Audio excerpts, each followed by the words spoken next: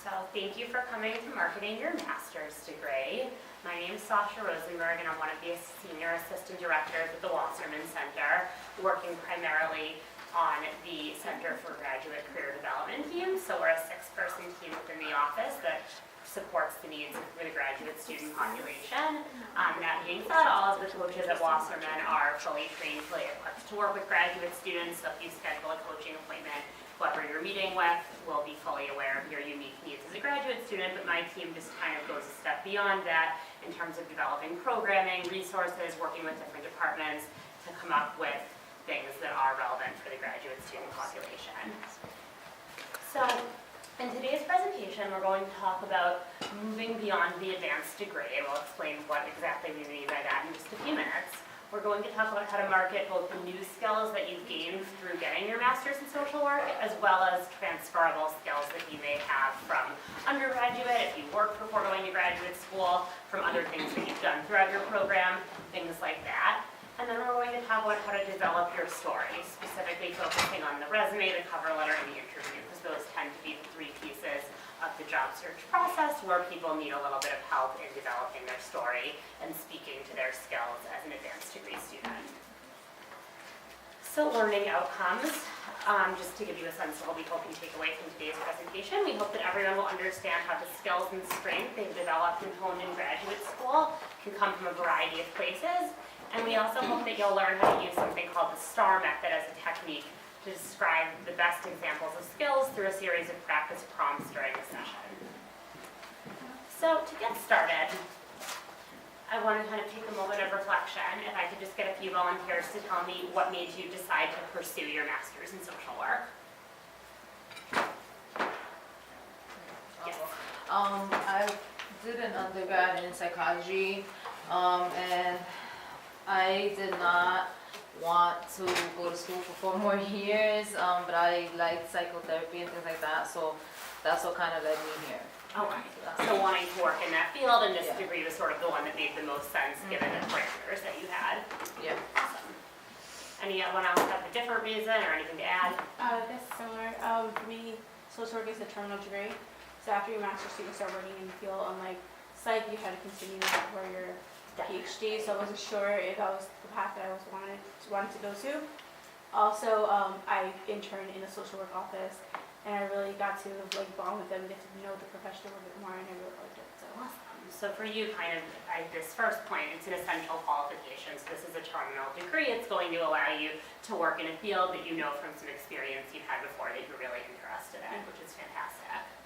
Did you have anything to I add? was going to say something along those lines, but also I knew what field I wanted to work in, but I didn't know how to I didn't have the skills, I guess, so also skill building. Awesome. So that kind of goes to the third one. So advanced skills, competencies, in-depth knowledge.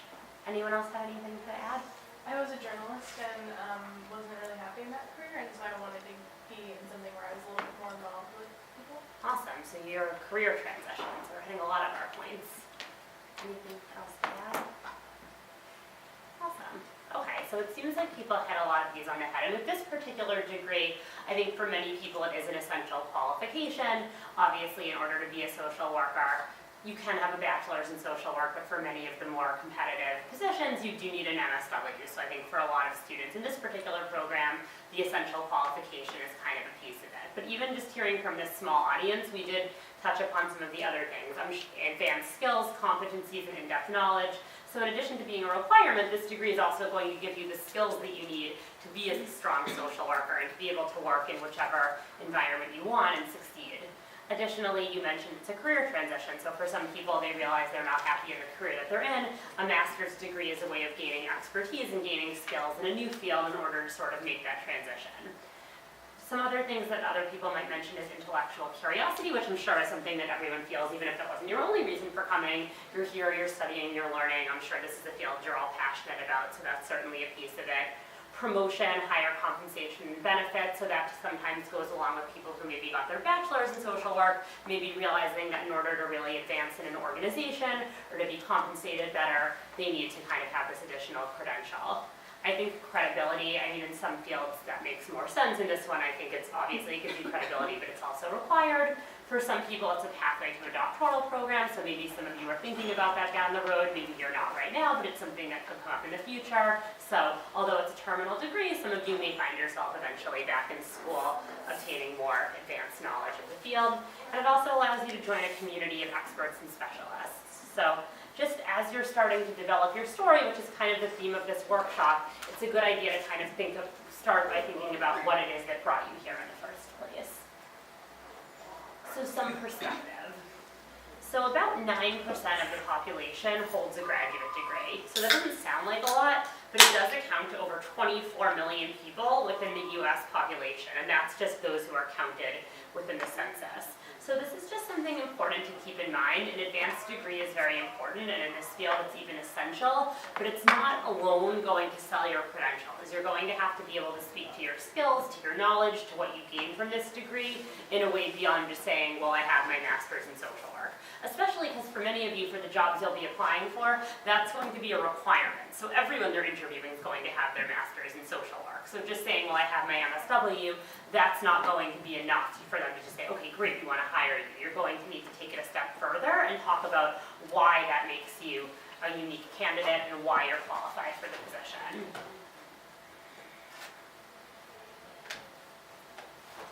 So moving beyond the master's degree. So what we like to really think about in this workshop and in general is focusing on the skills that you've gained, not just the degree. And just two things to keep in mind. I don't love the way this is worded in here, remove your ego, because you should have an ego. You should certainly be proud of all that you've accomplished, of the skills that you've gained. So we're not saying don't have that pride, but also be mindful that sometimes people think, oh, because I have a master's degree, I'm overqualified, I'm more qualified for this position than the average person. It really depends on the position. Again, I think in this field, in most cases, it's probably just going to make you eligible for the position. For many of the jobs you'll be applying for, a master's is going to be the minimum requirement. For something where they're open to a bachelor's, your master's may make you able to go in at a higher pay grade, but you're still going to need to be able to speak to the skills that you gained while obtaining this degree. So marketing your skills development. So one thing that we like to really highlight with graduate students is just by the virtue of being in this program, in addition to gaining obviously expertise in the field of social work, you're also gaining a lot of other skills that employers really like. And even if at some point you decide that being a social worker isn't what you want to do and you want to make a career transition or you want to do something slightly different, there's still skills you're gaining that you're always going to be able to take with you. Additionally, we like to talk about transferable skills, which are skills that you already probably brought into this program with you that can be used in other contexts. So maybe you work part-time while you're in this program. Maybe before this you were in a different job and you feel like it has nothing to do with social work, but there's still going to be skills that you can take with you into your next position. So this is just a few examples of skills that employers sometimes find to be important, that we find that most graduate students gain just by virtue of being in graduate school alone. So just a few examples, organizational skills. So in grad school, you're managing multiple projects effectively. Many of your projects are deadline driven. You're also balancing your academic responsibilities with work, family, volunteering clubs. I don't know any grad students who are just in school. And especially in this program, if nothing else, you also have an internship. So just being able to manage all of that, that's teaching you organizational skills, which is something that any employer in any field is going to be really happy to hear about. Communication skills. So you've probably written extensive reports, presented to a variety of groups, explained complex information to a variety of audiences. And that's probably a big one that you've gotten from some of your internships, having to give presentations, explain things to different populations of people. That's a great skill to be able to take with you. Interpersonal skills, I mean, obviously for social workers, that's a big one, and hopefully something you all feel like you're walking away with. But beyond just the training that you're getting, also just being in school. Before, as I was in here, I heard some of you guys talking about a group project that you're working on. I remember being in grad school, I was in the counseling program doing so many group projects. That really teaches you to work in a team, to listen to others' opinions, to work well together, and that's a big skill that many employers look for. Also data management. Just through your grad school coursework, you're gaining the ability to process large volumes of data, to analyze it, and to identify problems and create solutions. So these are just an example of a few skills that employers look for. I think the best way to really get a sense of what skills the jobs that you're personally planning on applying for are looking for is to really look at some job descriptions in the field and see what patterns you identify. But these are just a few that stood out to us. So now that we've discussed what skills to cover, how will you do it? So one thing to keep in mind is you don't want to rely on the same example for all of your skills. So this may be obvious, but as a graduate student, you might not always think about all of the different aspects of your experience. So sometimes people just think about their coursework, maybe also their internship. But you also can think about, the group projects you've done. Maybe you've done an independent study, been a teaching assistant, participated in research. Maybe you're involved in activities outside of your academics. Maybe you work part-time, maybe you volunteer, maybe you're involved in student clubs or organizations. Those are all places that you can pull from to talk about your skills when you're marketing yourself. So a couple of other strengths or experiences to highlight. So some other strengths that most graduate students have are willingness to learn and develop. So you all took on this new challenge of entering graduate school. That shows that you're willing to learn, you're willing to develop academically. You're also gaining specialization and expertise in a relevant subject area, maturity, and the ability to work independently.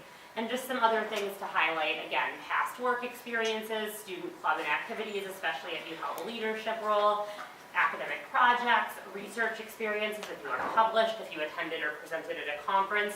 These are all things to keep in mind when you're thinking about how to market the skills that you want to market.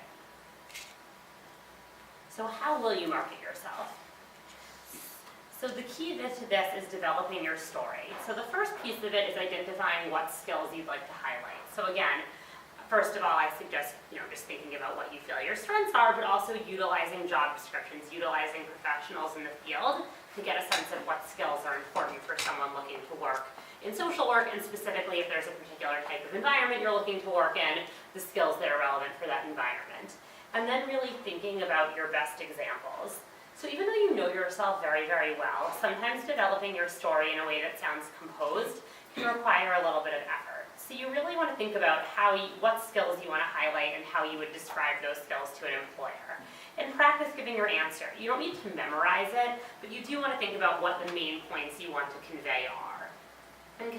And one other thing to consider is when you're applying for jobs, you want to think about what you can offer them. So a lot of times people are focused on, I want to get experience, I want to learn, I want to gain skills, which is all well and good. But you want to think about, as an advanced degree student, you have all of these skills that we just talked about, as well as probably many others that we didn't. That allows you to offer solutions and to offer something to an employer. So you want to make sure, as you develop your story and your materials that we're going to talk about in a minute, that you're thinking about that. What do you have to offer them? So before we transition a little bit into talking about the specific ways that you're going to be marketing your advanced degree, the resume, the cover letter, interviews, anyone have any questions thus far? So when you're writing your resume, again, you want to focus on your skills. So the experiences can come from anywhere. So for example, as someone who was previously a journalist, you don't need to take your journalism experience off your resume. You just want to think about what skills you gained from that experience that would be relevant to the types of positions you're applying for now. So, things like working under pressure, organizational skills, strong writing skills, those are all things that can be applied to many, many other settings. So that doesn't mean that experiences that aren't directly related to social work need to come off. It just means you need to think about how those experiences gave you transferable skills and how you can articulate that. You also want to think about what an employer values, and these are just 6 examples of skills that many employers value. Again, I think for each field it's best to look at job descriptions to get a sense, but teamwork, problem solving, communication, organization, writing abilities, technical skills. The length of your resume is important. You ideally want it to be 1 page. I have seen some social work students that have a 2-page resume. If you have a lot of relevant experience, that is okay, but it's best to consult with a career coach because a lot of times people think they need the 2 pages, but we can really get it onto 1 page and looking nice without having to remove much that's important. And this is just an aside, but something people sometimes don't know. You don't need to list your references on your resume, so that's something that you can prepare separately. So how do you develop the content for the resume? So when you're writing your bullet points, you want to start each one with a strong action verb and ask yourself why, for what, or what happened. Another way of putting that is when you're writing a bullet, you want to think about what you did, how you did it, and why you did it. So those are sort of the 3 points that each bullet should address. Include the reasoning or the specific results of your action. Include quantifiable results. Obviously sometimes in certain internships that might not be easy, you keep it, sharing if someone improved, sharing how many patients you work with, how many people were in the group, how many people did you present to on this, things like that. That helps put your experience into context. And you want to list the most relevant bullet points first. So sometimes I see on resumes, for example, if someone's describing a social work internship, their last bullet is that they had their own, individual patient caseload. That's a great thing. That should be your first bullet, not that you, also sometimes helped answer the phones when your supervisor went to lunch or something. That's fine to have on there, but you want to start with what's most relevant. You don't want to only list your task or job responsibilities. We'll talk a little bit more about this in a minute. You don't want to begin bullet points with responsibilities include. So again, every bullet should begin with a strong action verb, and you don't want to be vague or general. So we're going to look at this example of a resume.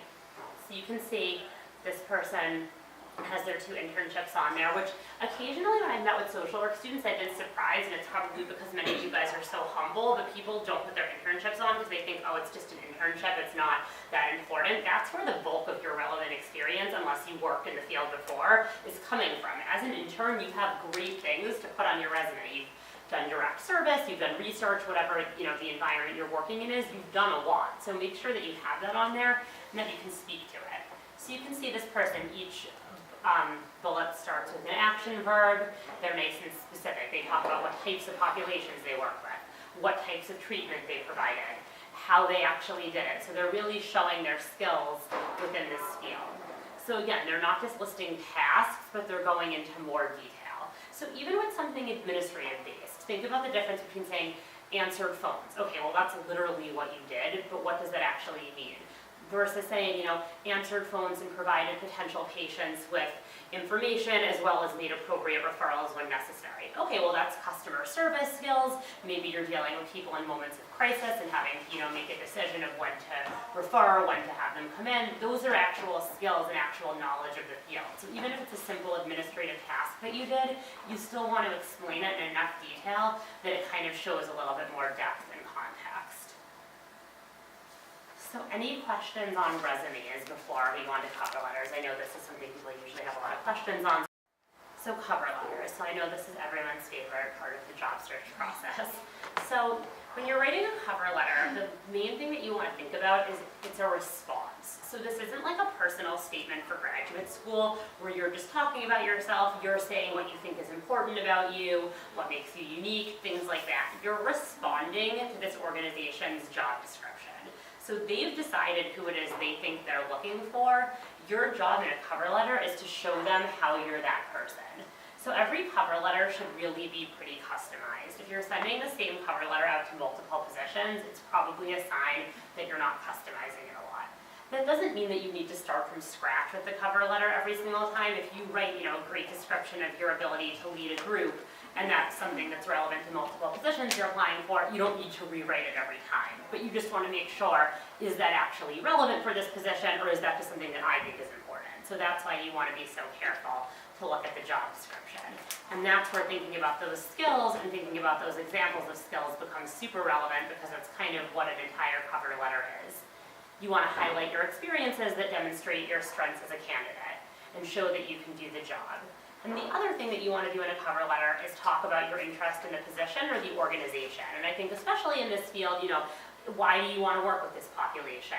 What do you like about this organization's mission? Do they use a particular approach to working with their patients that you align with? Things like that are really, really important to mention and to show both that you understand what they do and that you fit well with what they do. So those are all great things to keep in mind. So the structure of a cover letter. So you start with an introduction. So this is where you mention how you heard about the position. If someone referred you, this is a great place to mention that. My internship supervisor, Jane Smith, suggests that I reach out to you about the opening for a social worker, just to, make that connection, and a little intro of how your skills align with the position. So sort of like your thesis statement. This is where you're kind of introducing what you're going to talk about in the rest of the cover letter. The body, you're going to talk about specific examples of skills that you've developed that connect to the skills the position desires. And in the closing, you want to, again, reiterate your interest in the position and the organization, and also offer up your contact information. So that's typically the general structure and flow of a cover letter. Anyone have questions on the cover letter? On average, like what's a reasonable length for a cover letter? So typically 3 to 5 paragraphs, and it shouldn't be longer than a page. I was reading a LinkedIn article that they sent about a week ago, and it was talking about kind of like the shift in cover letter structures and length that's like going on right now, and it was mentioning how it should be something along the lines of you could read it on your phone, like in this space. So like not so much paragraphs, but kind of like a few sentences in bullet point format. Do you know anything about like that movement, that style?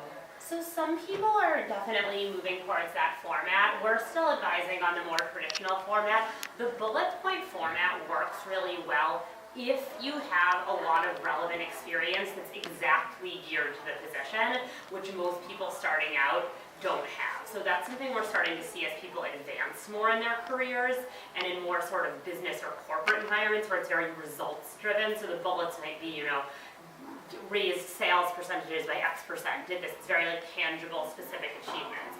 I think it's something like social work where you're speaking to the populations you work with, the treatment modalities you've used, the paragraph format works fine. If you like the bullet format, there's nothing wrong with it. You just want to make sure that you're being specific and detailed enough and still, addressing it to the job description. Thank you.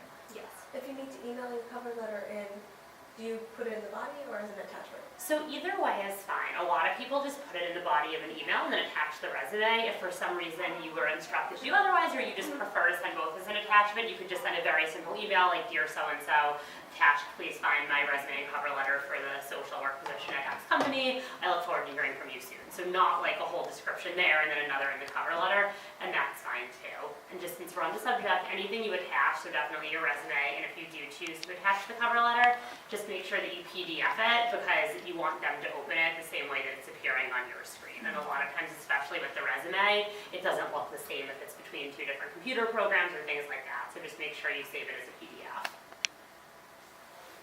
Any other questions? Yes. Any advice as to how to name documents when saving them?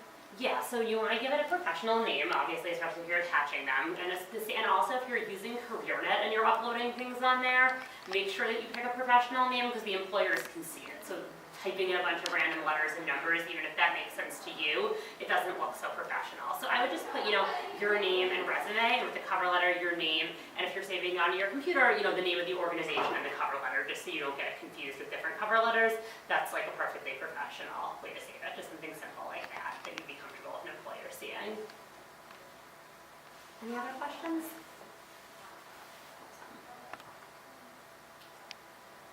So now let's say you have a great resume, you have a great cover letter, and now you've gotten an interview. So this is where it's really time to market yourself, to showcase your skills and experience, and determine if you are the best fit candidate for the position. So you want to think of the interview as an opportunity to elaborate on your key strengths through the use of examples and relevant details. So hopefully you've already started thinking about these things as you've worked on your resume and cover letter.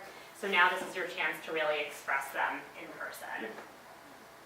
So we're going to talk about the STAR method, which is a great way to organize your achievements and to focus on your transferable skills in an interview and really in any conversation. If you're just networking with someone or if you're at one of the alumni panels and talking to someone in the field, this is still a great method to have to be able to speak to your skills and experiences. So oftentimes in an interview, you will be asked behavioral or situational questions, which is a really popular approach to assess a candidate's past experiences and judge their response to similar situations in a future job.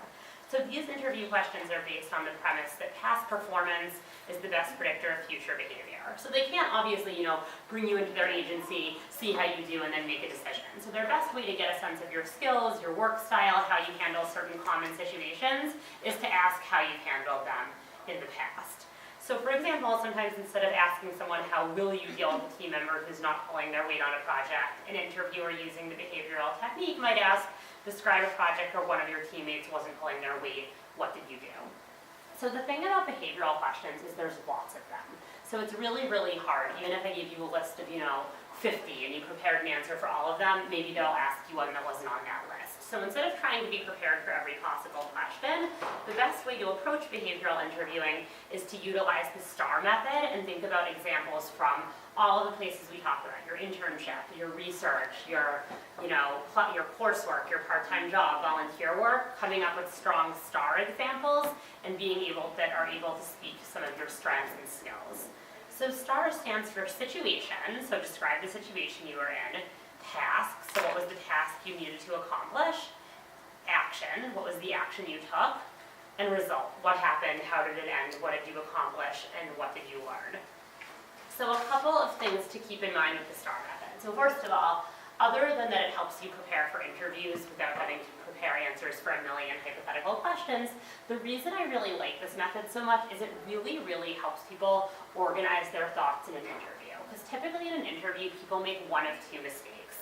They either, and it's probably, it's similar to the training you have as social workers, how to work with clients, it's the same two mistakes. You don't want to talk too much, but you don't want to talk too little. So it's kind of the same thing. Sometimes when people tell stories, they go on and on and on and on and on, and they're giving all of this detail and things that happened that aren't really relevant to the story in the context of the interview.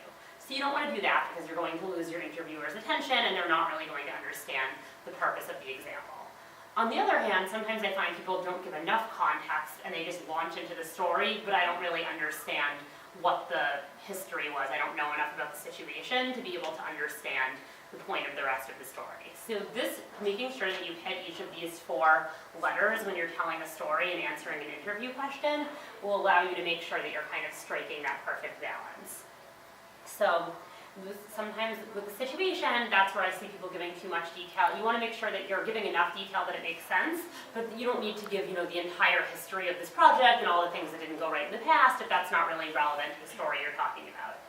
Additionally, with the action, you want to make sure that you keep the focus on yourself. So in other words, you want to think about with this question, what are they trying to assess? So with that question about a time that one of your teammates wasn't pulling their weight, what they're trying to see is how you handle situations like that. So they need to know, what was difficult about your teammate enough to understand your answer, but hearing 10 minutes about how this person never came to meetings and they were lazy and they didn't answer emails, that's not really relevant to them. Enough information that it makes sense, and then what they want to know is, how did you handle it? Did you communicate? Did you, see what the problem was? Did you come up with a new plan of action? Whatever it is, they want to know what you did. So just a good idea to keep that in mind.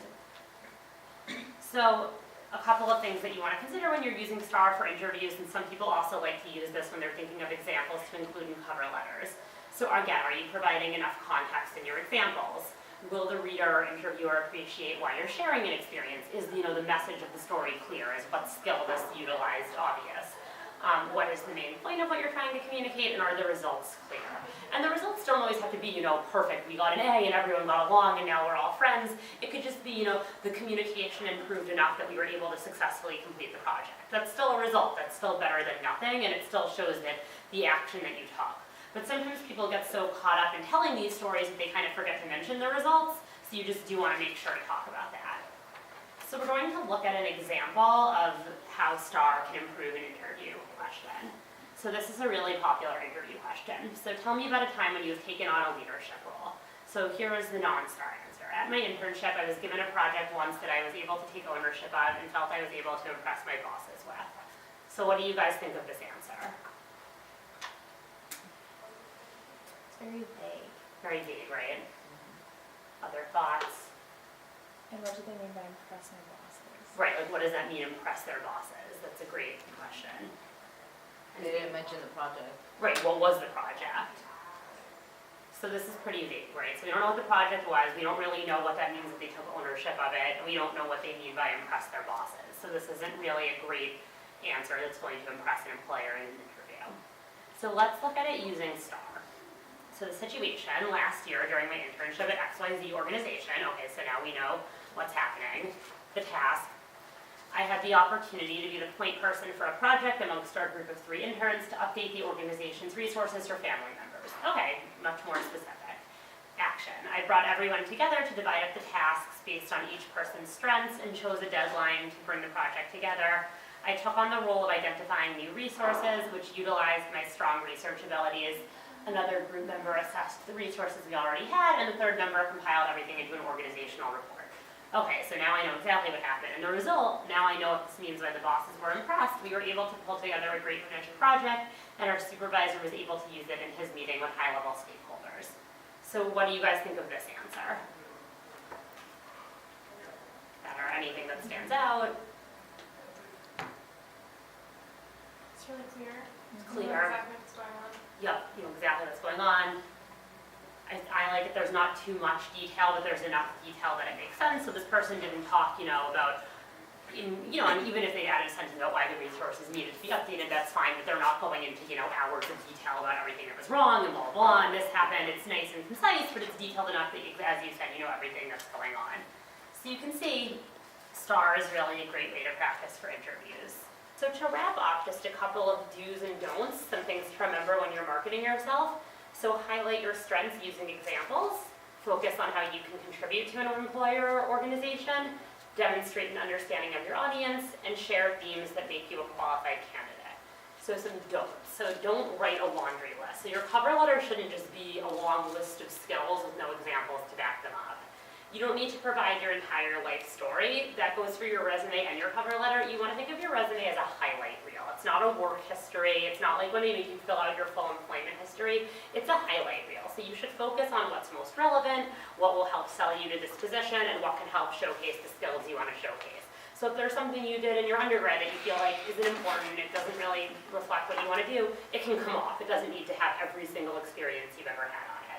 Don't write about how you will benefit. It's fine to have a sentence, especially for an internship, that you'd like to strengthen your skills or learn, but you really want to be focusing on what you can bring to them. Don't try to be funny in a cover letter. You don't know who's reading it, and you sometimes don't know how something kind of comes off via the written word. Maybe you meant it as funny, they might not get it, or they might, if it's sarcastic, they might not realize that. So just be formal. A sense of humor is something you can show, in a face-to-face conversation with someone, but a cover letter isn't really the place for that. And don't be vague or provide generalizations. So, again, quantify, be specific. How did you do it? Why did you do it? So you never want to be overly vague or general. The thing that you want to keep in mind when someone's scanning your resume or your cover letter is it's just that, they're scanning it. So they're not sitting there trying to piece together what you mean by something or making assumptions or like, oh, they must mean that they did this. If it doesn't say it, they're not going to know that you did it. They're not going to put the pieces together. So you want to lay that out there for them. So what are some next steps? So definitely encourage everyone to meet with a career coach to help you develop your story, as well as to review your resume, your cover letter, interview prep, anything else you want to go over.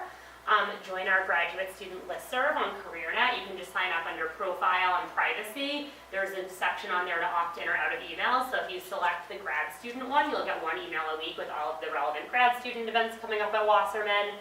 I brought calendars, so take a look at that because we have a lot of other great career development events coming up. And save the date because on March 1st I'm coming back in this room again to do, or maybe not in this room, but in this building to do Networking 101. So we talk a lot in the job search about networking. So this presentation is specifically going to tell you how to network. What does that mean and how do you do it effectively? So save the date, we'll be doing that again. And that wraps this up. So any questions? I was just wondering if we could get this PowerPoint. Sure, if you want to, or I can email it. I can email it to you if you want to share it with people that attended.